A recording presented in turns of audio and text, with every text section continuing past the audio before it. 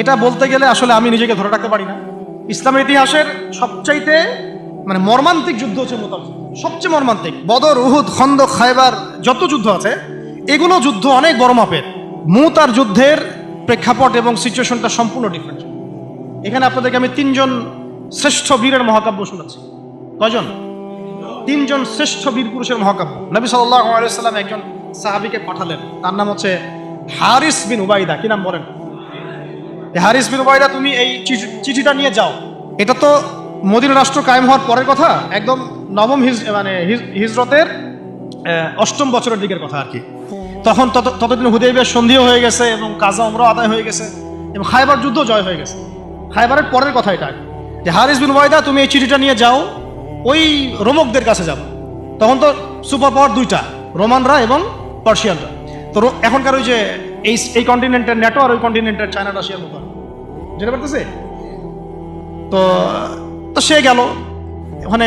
সুরাহবিল আল গাসসানি একজন শাসক ছিলেন ওইখানকার সিরিয়ার। তো সে ওই চিঠিটা দেখে বলতেছে যে আচ্ছা ঠিক আছে, বসো, দেখি কি করা যায়।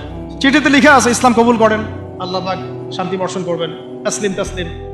যে নবী সাল্লাল্লাহু আলাইহি ওয়াসাল্লাম চিঠি আছে না একটা রাষ্ট্রপ্রধানদের কাছে, সে চিঠি উদ্ধত আচরণ। আমি এখানকার আমির, আমাকে ওই মক্কার মেষপালকরা চিঠি পাঠায় আপনার? কে চিঠি নিয়ে আসছে? যে হারিস বিন উবাইদা। আচ্ছা, ওকে বসাও।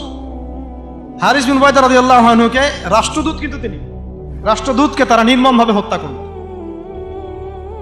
কথা বুঝতে পারছেন? এবার নবী সাল্লাল্লাহু আলাইহি ওয়াসাল্লামের কাছে খবর যখন আসছে রাষ্ট্রদূতকে হত্যা করেছে। আমার সাহাবীকে, কয়জন সাহাবীকে হত্যা করেছে? 10 জন, 20 জন, 100 জন না একজন সাহাবীকে হত্যা করার প্রতিশোধ নেওয়ার জন্য নবী সাল্লাল্লাহু আলাইহি ওয়াসাল্লাম 3000 বাহিনীর একটা জিহাদি কাফেলা তৈরি করলেন।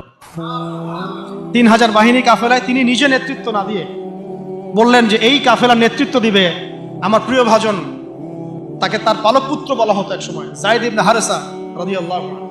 কোন যায়েদ? তায়েফের সফরের সঙ্গী, তায়েফের সফরের একজন সাহাবী তার সাথে ছিল, তার নাম যায়েদ ইবনে হারেসা। যখন তায়েফবাসী নবীজিকে মারছিলেন, যায়েদ ইবনে হারেসা রাদিয়াল্লাহু আনহু তার বুক দিয়ে নবীকে জড়ায় ধরেছিলেন যে আমার গায়ে আঘাত লাগুক, তার গায়ে না লাগুক। এই সাহাবী যায়েদ ইবনে হারেসা রাদিয়াল্লাহু আনহু তাকে পতাকা দিয়ে বললেন এই মোতার যুদ্ধের আমির হচ্ছে যায়েদ ইবনে হারেসা। যদি যায়েদ ইবনে হারেসা শহীদ হয় তাহলে পতাকা বহন করবে জাফর ইবনে আবি তালেব, আমার চাচাতো ভাই। কোন জাফর? যিনি আবিসিনিয়ায় গিয়েছিলেন মুসলিমদেরকে নিয়ে হিজরত করতে, মনে আছে? যিনি বাদশাহ নাজাশির সামনে কুরআন তেলাওয়াত করার, সূরা মারিয়াম তেলাওয়াত করার কারণে বাদশাহ নাজাশির চোখ দিয়ে দরদর করে পানি পড়তে শুরু করেছে। ওই বাদশাহ নাজাশিও পরে ইসলাম কবুল করেছে, আলহামদুলিল্লাহ। জাফর রাদিয়াল্লাহু আনহু পতাকা বহন করবে যদি যায়েদ ইবনে হারেসা শহীদ হয়। এরপরে যদি জাফরও শহীদ হয়, পতাকা বহন করবে আমার আরেক প্রিয় ভাজন সাহাবী আব্দুল্লাহ বিন রাওয়াহা রাদিয়াল্লাহু আনহু। আব্দুল্লাহ বিন রাওয়াহা রাদিয়াল্লাহু, যাকে যে কোনো মুহূর্তে যদি বলতেন ইসলাম নিয়ে একটা শের বলেন, একটা কবিতা বলেন, ইনস্ট্যান্ট তিনি শের বলে ফেলতে পারতেন। এত সুন্দর, এত উন্নত কাব্য প্রতিভা ছিল তার মধ্যে। এই নষ্ট সংস্কৃতি না, তাদের সংস্কৃতি ছিল একেবারে খাঁটি তাওহীদের সংস্কৃতি। এমনকি কাবা তাওয়াফ করছেন যিনি, তখন কাবা তাওয়াফ করছেন বিদায় কাজা উমরা আদায় করার সময় নবীর সামনে সামনে তিনি ঘুরছেন এবং আবৃত্তি করছিলেন একটা কবিতা কাফেরদেরকে আঘাত করার জন্য। এই কাফেররা দেখো, তোমরা যাকে বের করে দিয়েছিলে তিনি আজকে সসম্মানে এখানে ঘুরতেছেন। ওমর রাদিয়াল্লাহু আনহু বলছিলেন যে কাবা তাওয়াফ করার সময় তুমি এগুলো বলছো? নবীজি বলেন ওকে ছেড়ে দাও, সে এমন বাক্য তিলাওয়াত করতেছে, মানে এমন বাক্য সে চয়ন করেছে যেগুলো কাফের অন্তরে বর্ষার চাইতেও বেশি বিদ্ধ হচ্ছে, তাকে বলতে দাও। এই হলো আব্দুল্লাহ বিন রাওয়াহা রাদিয়াল্লাহু আনহু, নবীজির অত্যন্ত প্রিয় ভাজন সাহাবী। আব্দুল্লাহ বিন রাওয়াহা যদি শহীদ হয় তাহলে তোমরা তোমাদের মধ্য থেকে একজনকে আমির নিযুক্ত করে নিও। সাহাবীরা বুঝে ফেললেন এই সফরে আমরা 3 জনই শহীদ হতে যাচ্ছি, কারণ একটা সফরে কখনো 3 জন আমিরের প্রয়োজন হয় না, হয়? এবার তারা গেলেন, তারা কখনো আশাও করেন নাই ওখানে যা দেখবেন। ওখানে গিয়ে দেখলেন যে 1 লক্ষ রোমান সৈন্য সামনে এসে দাঁড়িয়েছে। কত লক্ষ? এবং একেবারে ফুল প্রশিক্ষিত, একদম ফুল আর্ম ফোর্সড। আর এর সাথে তাদের সাহায্যকারী দলেও আছে আরো 1 লক্ষ সৈন্য। মোট কয় লক্ষ? এদিকে কতজন? যুদ্ধ হওয়া সম্ভব? আসলে কি সম্ভব? সম্ভব না। যুদ্ধ কিন্তু সম্ভব না। আমরা তো আগে সংখ্যাগরিষ্ঠ হওয়ার কথা চিন্তা করি। কোন যুদ্ধে ইসলাম সংখ্যাগরিষ্ঠতা দিয়ে জিতে নাই। ইসলাম জিতেছে ঈমানের বদৌলতে, শুধু ঈমানের বদৌলতে। আমরা সংখ্যা দিয়ে কখনো বিজয় লাভ করতে পারি নাই। এখন এবার সাহাবীরা মাশওয়ারা করতেছেন রাত্রেবেলা, আমরা কি করব? কালকে যুদ্ধ করব, নাকি মদিনায় ফিরে যাব, নাকি রাসূলকে খবর পাঠাবো, নাকি কোনো বিকল্প ফোর্স নিয়ে আসার ব্যবস্থা করব, কি করব? তখন সাহাবী, ওই যে বললাম আব্দুল্লাহ বিন রাওয়াহা রাদিয়াল্লাহু আনহু দাঁড়ালেন। তরুণ সাহাবী, আপনাদেরকে বলছি, তরুণ সাহাবী দাঁড়িয়ে বলছেন যে, হে আমার ভাইয়েরা, আমরা এখানে কি জন্য এসেছি? হয় আমরা এই যুদ্ধ করব, শহীদ হব, না হলে আমরা গাজী হব। আর আপনারা যে বিষয়টাকে ভয় করছেন, আসলে কিন্তু আমরা সেটা পাওয়ার জন্যই এসেছি, তার নাম শাহাদাত। আপনারা যেটাকে ভয় করছেন যে আমরা এখানে গেলে মারা যাব, ওটার জন্যই তো আমরা এত দূরে এসেছি। আমরা গাজী হই অথবা শহীদই হই, আমাদের জন্য আজর আল্লাহর কাছে লেখা থাকবে। তো তার এই মানে এমন ইমানদীপ্ত ছিল ভাষণটা, আমি তো ওটা বলতে পারলাম না, আরবিতে তিনি বলেছেন। এতে মানে উৎফুল্ল হয়ে বা ইন্সপায়ার্ড হয়ে সাহাবীরা আর দ্বিতীয়বার ভাবলেন না, ঠিক আছে কালকে যুদ্ধ। এবার পরের দিন যুদ্ধ শুরু হল। এটা কি সম্ভব যুদ্ধ?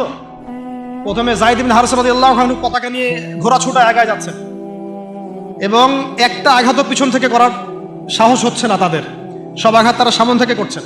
এক পর্যায়ে যায়েদ রাদিয়াল্লাহু আনহুর এই মানে গায়ের মধ্যে তারা বর্ষা নিক্ষেপ করে। বর্ষা তো আগেকার বড় বড় বল্লম বর্ষা ছিল, এবং একটা বর্ষা তার গায়ে যখন লাগে তিনি পড়ে যান, এবং এই অবস্থা আস্তে আস্তে তার শাহাদাত হয়। পতাকা পড়তে দেন নাই, পতাকা নিয়ে নিয়েছেন জাফর ইবনে আবি তালিব রাদিয়াল্লাহু আনহু হাতে, এবং জাফর রাদিয়াল্লাহু আনহু যুদ্ধ করতে থাকেন, এত বীর বিক্রমে যুদ্ধ করতে থাকেন যে এক পর্যায়ে তিনি তার নিজের কালো এবং লাল ডোরাকাটা ঘোড়া ছিল, সেই ঘোড়ার পা নিজেই কেটে ফেলেন, যে আমার যেন পালিয়ে যাওয়ার মন না উঠে পারে, তারা যেন আমার ঘোড়া ইউজ করতে না পারে। সাহাবীরা বলছেন তার শাহাদাতের পরে তার বডির মধ্যে আমরা এরকম 50টা থেকে 60টা এরকম আঘাতের দাগ দেখেছি। একটাও দেহের পিছনে ছিল না, সব সামনে ছিল। যুদ্ধ করতে করতে এক পর্যায়ে তার ডান হাতটা কেটে পড়ে যায়। এরপরে তিনি বাম হাতে পতাকা উঠায় নেন, কাফেররা বাম হাতটাও কেটে ফেলে। এরপরে তিনি বুকের সাথে পতাকাটাকে এইভাবে জড়িয়ে রাখেন, বুকের সাথে পতাকাটাকে এইভাবে জড়িয়ে রাখেন, পতাকা পড়তে দেন নাই। একজন রোমান সৈন্য তাকে আঘাত করে এবং তার দেহটা দ্বিখণ্ডিত হয়ে যায়। এই খবর নবী সাল্লাল্লাহু আলাইহি ওয়াসাল্লাম ওই মদিনায় বসে বসেই পাচ্ছিলেন। তিনি বললেন, এই মাত্র যায়েদ শহীদ হলো, এই মাত্র জাফর শহীদ হলো। একটু তিনি কান্নার ভাব চলে আসলো। একটু পরে নবীজি হেসে দিলেন। সাহাবীরা বলছেন, আপনি হাসছেন কেন আসলো? তিনি বলছেন যে জাফর এর ডান হাত প্রথমে কেটে গেছে, তারপর বাম হাত কেটে গেছে। আল্লাহ রাব্বুল আলামিন তাকে এই দুইটা কাটা হাতের বিনিময়ে জান্নাতে দুইটা বড় বড় পাখা দিয়েছে। এইটা দিয়ে তিনি জান্নাতে ঘুরে বেড়াচ্ছেন আর ফল খাচ্ছেন। তার নাম হয়ে গেল জাফর আত-তাইয়ার, জাফর আত-তাইয়ার, পাখাওয়ালা। এরপরে পতাকা হাতে নিলেন সেই আব্দুল্লাহ বিন রাওয়াহা রাদিয়াল্লাহু আনহু। তিনিও তো বীর বিক্রমে যুদ্ধ করতে লাগলেন। এক পর্যায়ে তিনি একটু কান্না করেছিলেন। সাহাবীরা বলছেন, আপনি কি ভয় কান্না করতেছেন? জি না, আমি ভয় কান্না করছি না, বরং কোরআনের একটা আয়াত আমার মাথায় আসছে বলে আমি কান্না করছি। সে আয়াতটা ছিল সূরা মারিয়ামের মধ্যে, ওয়া ইম মিনকুম ইল্লা ওয়ারিদুহা কানা আলা রাব্বিকা হাতমান মাকদিয়া। একটা আয়াত আছে কোরআনে, সূরা মারিয়াম। এটা হচ্ছে আপনার রবের একেবারে একটা চিরনির্ধারিত একটা বিষয়, যে তোমাদের সবাইকে, আবার বলছি, ওয়া ইম মিনকুম ইল্লা ওয়ারিদুহা কানা আলা রাব্বিকা হাতমান মাকদিয়া, মানে তোমাদের সবাইকেই আবশ্যিকভাবে, ম্যান্ডেটরি ভাবে এই জান্নাত জাহান্নামের উপর অবস্থিত এই পুলসিরাত পার হতেই হবে। এটা তোমার রবের একটা প্রাচীন একটা মানে স্টেটমেন্ট, এটা তোমাকে করতেই হবে, সবাইকে করতে হবে। এই আয়াতটা মনে হয় আমার কান্না আসতেছে। একজন তাকে একটা হাড্ডিওয়ালা গোশত এনে দিয়েছিল, তিনি সেই গোশতটা খাওয়ার জন্য চেষ্টা করছিলেন, তো পরে একটা কামড় দিয়ে ফেলে দিয়েছেন। তারপরে তিনি ছুটলেন যুদ্ধ করার জন্য, এবং ওই সময় একটা কবিতা আবৃত্তি করেছেন, হে আমার মন, তোমার নফস হয়তো চাচ্ছে, তুমি হয়তো চাচ্ছ এখান থেকে পালিয়ে যাওয়ার জন্য, জেনে রাখো সামনে তুমি যা দেখছো এর পিছনেই আছে জান্নাত। শেষমেশ কি জীবন দেখেন, কি ব্যক্তিত্ব, কি ক্যারেক্টার, কেমন গায়রত, কেমন ইজ্জত, কেমন সম্মান, কি জীবন। এরপরে তিনিও শহীদ হলেন, পতাকা হাতে তুলে নিলেন আল্লাহর বীর খালেদ বিন ওয়ালিদ রাদিয়াল্লাহু আনহু, তাকে পতাকা দেওয়া হলো। তিনি কিন্তু নতুন মুসলিম হয়েছেন। উহুদের যুদ্ধের যে ক্রাইসিস, এটা কিন্তু তার হাতে।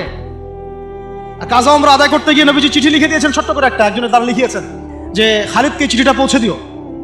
ওখানে লেখা আছে, খালিদ তুমি যদি কাফেরদের পক্ষ অবলম্বন না করে মুসলিমদের পক্ষ নিতা কতই না ভালো। ঠিক আছে, এই একটা লেখা, একটা চিঠি খালিদ রাদিয়াল্লাহু আনহু একবারে কলিজাটা কাঁপায় ফেলছে। তিনি মক্কা থেকে মদিনায় গিয়ে নিজে ইসলাম কবুল করে আসছেন, এবং নবী সাল্লাল্লাহু আলাইহি ওয়াসাল্লাম তাকে কিন্তু আন্ডারস্টিমেট করেন নাই। তার হাতে উল্টা তরোয়াল উঠাই দিয়ে বলছেন যে আজকে থেকে এই তরোয়াল তোমার এবং তোমার নাম হচ্ছে সাইফুল্লাহ, তুমি আল্লাহর তরবারি। এরপর থেকে তিনি প্রায় 80-90টা যুদ্ধ করেছেন, সবগুলোতে জয়লাভ করেছেন। ওই খালিদ রাদিয়াল্লাহু আনহু পতাকা তুলে নেন মোতার যুদ্ধে। তারপরে সিরাতের মধ্যে আসছে, তিনি বলছেন নিজের ভাষায় যে ওই দিন আমার হাতে 9টা তরোয়াল ভেঙে গেছে। যুদ্ধ করতে করতে করতে করতে ওই দিন আমার হাতে 9টা তরোয়াল ভেঙে গেছে। তিনি ছিলেন যুদ্ধ কৌশলে অত্যন্ত পারদর্শী, হুটে হাটে কোনো কাজ করতেন, অনেক পারদর্শী। তিনি ডানের সৈন্যকে বামে নিয়ে আসছেন, বামেরটাকে ডানে নিয়ে গেছেন, সামনেটাকে পিছনে নিয়ে আসছেন, পিছনেটাকে সামনে নিয়েছেন। বর্ষা যারা ছিল তাদেরকে পিছনে নিয়ে আসছেন, তীরন্দাজদেরকে সামনে দিয়েছেন, মানে ওদেরকে ভেবা চাকা খাওয়াই দিয়েছেন যে ওরা মনে করতেছে এরা মনে হয় অনেক, হ্যাঁ এরা মনে হয় আরো বিকল্প ফোর্স নিয়ে আসছে মনে হয়। তো ওরা আস্তে আস্তে পিছনের দিকে যাওয়া শুরু করতেছে, আর এদিকে মুসলিমরা একটু একটু করে সেফ জোনে আসার চেষ্টা করতেছে পিছন থেকে। ওরা ভাবতেছে পিছনে সামনে যদি আগাই হয়তো পিছন থেকে ওরা আরো সৈন্য নিয়ে আসছে, আমাদেরকে আক্রমণ। এই আল্লাহ পাক ভয় চাপাই দিলেন, এরা পালায় চলে গেল। 3000 সৈন্য নিয়ে 2 লক্ষ সৈন্যকে পরাজিত করা হয়েছে। খালিদ রাদিয়াল্লাহু আনহু বললেন আমার হাতে সেই দিন 9টা তরোয়াল ভেঙেছে, আর শেষমেশ ছোট্ট একটা ইয়েমেনি চাকু দিয়ে আমি যুদ্ধ করছি। তাহলে চিন্তা করেন কত কাফের মারা গেছে। আর মুসলিমদের মধ্যে মাত্র 12 জন সাহাবী শহীদ হয়েছে। মাত্র 12 জনকে তারা মারতে পারছে, বাকিদেরকে মারতে পারবে। এইগুলো হচ্ছে মহাকাব্য, জাজল্যমান মহাকাব্য, যেগুলো আমাদের এই প্রজন্মকে জানানো উচিত এবং আপনাদের মাথায় থাকা উচিত। প্রত্যেকটা সংগ্রাম, প্রত্যেকটা বিপ্লব, প্রত্যেকটা অভ্যুত্থানের পিছনে যেন থাকে আল্লাহর সন্তুষ্টি, আল্লাহর দিন কায়েমের চেষ্টা, আল্লাহর দিনের খেদমতের চেষ্টা এবং ইনসাফ প্রতিষ্ঠার চেষ্টা, এবং জালেমের বিরুদ্ধে আমাদের অবস্থান সবসময় শক্ত থাকবে ইনশাআল্লাহ। এরকম অনেক ঘটনা আছে, আমি আজকে আর বলার সুযোগ পেলাম না। ইনশাআল্লাহ আরও একদিন আল্লাহ যদি তৌফিক দেন ইনশাআল্লাহ তাআলা আমি আপনাদের সাথে আবার এগুলো ডিসকাশন করবো ইনশাআল্লাহ।